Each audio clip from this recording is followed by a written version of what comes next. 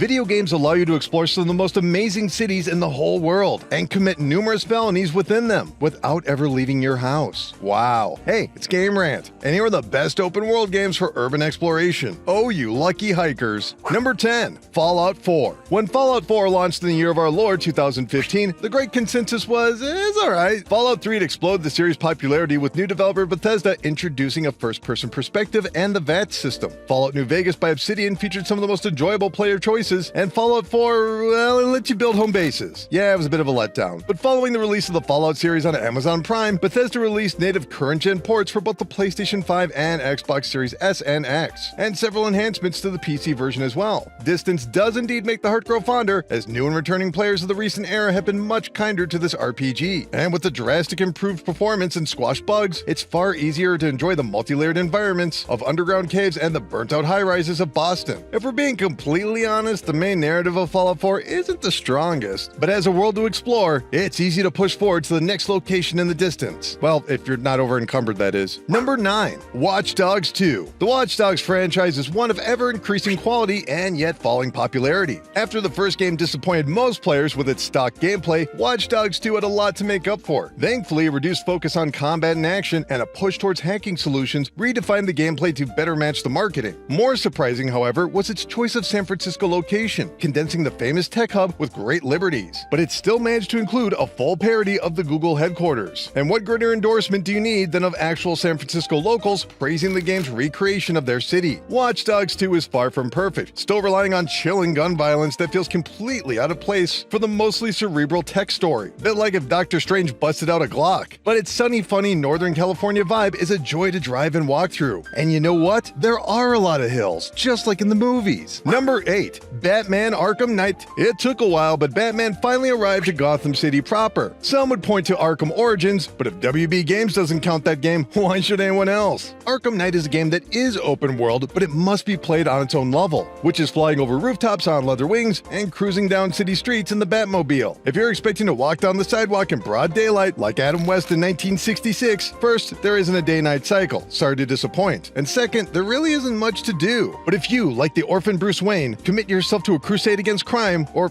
Riddler trophies, you'll find a varied and interesting Gotham City. Its wacky layout resembles the American Northwest, where centuries of history have caused the modern developments to cozy up against the 18th century architecture. It's that sort of mind for history, yet alone of a fictional city, that earned it a spot on this list. Now please, WB, let Rocksteady make more Batman games. Number 7, Gravity Rush 2. If the sales numbers or lack thereof are to be believed, Gravity Rush 2 is probably a game most of you haven't played. And given its bonkers gameplay concept, anime graphics, and endlessly charming cast of characters, it's a bit of a shock this hasn't been reclaimed in the past several years since its release. Players take control of Kat, a young girl with the power to control gravity around her, in effect falling into the sky. Yes, that's not flying, more of a wee Buzz Lightyear, and it works well for the combat system where momentum can play a factor. But this also means you'll be given a level of freedom to explore that most other games wouldn't account for, with 15th century European-inspired cities floating like small islands for Kat to fling towards. Long trips could be a bit boring, as they're truly disguised loading screens, but when interacting with the environments, there's no other open world game, or other game really, that gives players this degree of control. Number 6, Tom Clancy's The Division 2. Let's be honest, as much as we love the previous games on this list, their gunplay was absolutely abysmal. And hey, we're not asking Batman to go all Zack Snyder here. Tom Clancy's The Division 2, on the other hand, takes place in Washington, D.C., which makes sense given the United States national security theming, but is also a brilliant decision from a design perspective, as D.C. is considered one of the most walkable cities in North America. Players will stroll from the Washington Monument to the Smithsonian, albeit with some of the areas left unnamed to avoid copyright. To quote Lisa Simpson, they didn't use their real names,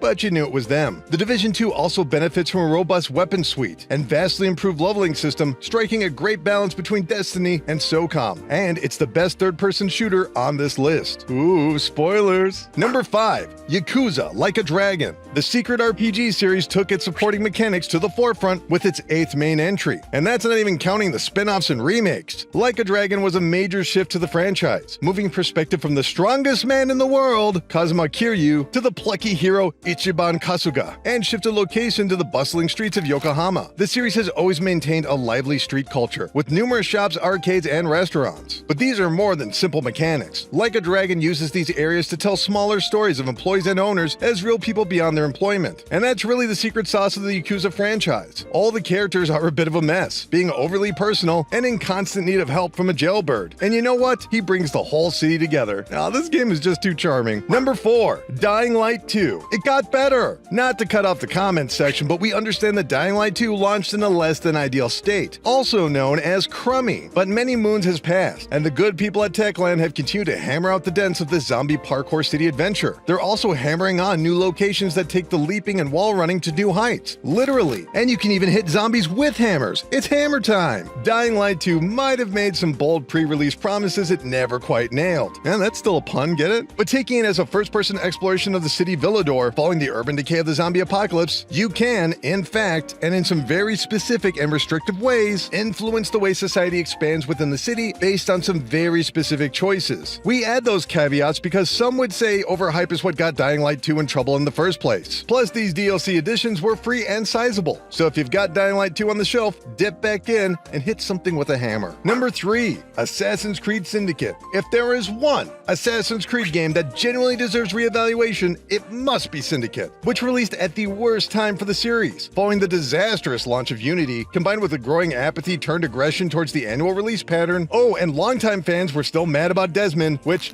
fair. But darn it, Syndicate gave players a grappling hook in the 19th century. In fact, the overall London theming and gameplay is some very well-disguised quality of life features added to the original style of Assassin's Creed games. In a different world, this is where the franchise won fans all over again and all was forgiven, but in our world, Syndicate is remembered as the last one before Origins completely redesigned what an Assassin's Creed game would be going forward, if it's even remembered at all. Now, if only Ubisoft could give the console version a frame rate boost. Come on! Number 2, Cyberpunk 2077. Bar none, the single most intrinsically designed open-world game of the modern era, Cyberpunk 2077 launched in a less than ideal state. Is there an echo in here? But following years of patches, it's become one of the most refined and polished open-world games ever. Practically every location is a brilliant use of forced perspective, guiding players without the need for markers. Night City feels generations old, with the wealthy corpos standing in pristine glass structures, while street-level shops are covered in soot of nearby manufacturing and years of intense weather with eroding social services. Not to mention you're essentially a tech wizard who can double jump and parkour about. Cyberpunk 2077 launched with all of its limits well in view, producing some very laughable clips online. We remember, but today it's one of the most believable game worlds ever. Number 1, Infamous Second Son. Spider who? What man?